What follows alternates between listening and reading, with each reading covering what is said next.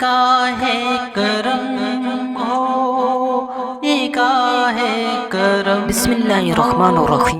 حضرت انس بن مالک رضی اللہ عنہ سے مروی ہے، انہوں نے کہا یہودی رسول اللہ صلی اللہ علیہ وسلم کے پاس آئے تو آپ نے ان کے بارے میں پوچھا۔ انہوں نے کہا اے اللہ کے رسول، یہودی ہیں، یہودی اپنے بالوں کو نہیں رنگتے۔ تو رسول اللہ صلی اللہ علیہ وسلم نے فرمایا یہود کی خصوصیت یا ان کی نشانی کو بدل دو اور سائی میں نہ بدلو۔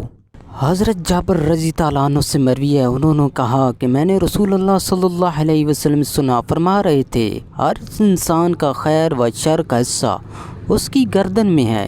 یہ تفسیر ہے، ہم نے ہر انسان کی برائی بھلائی کو اس کے ساتھ باندھ دیا ہے۔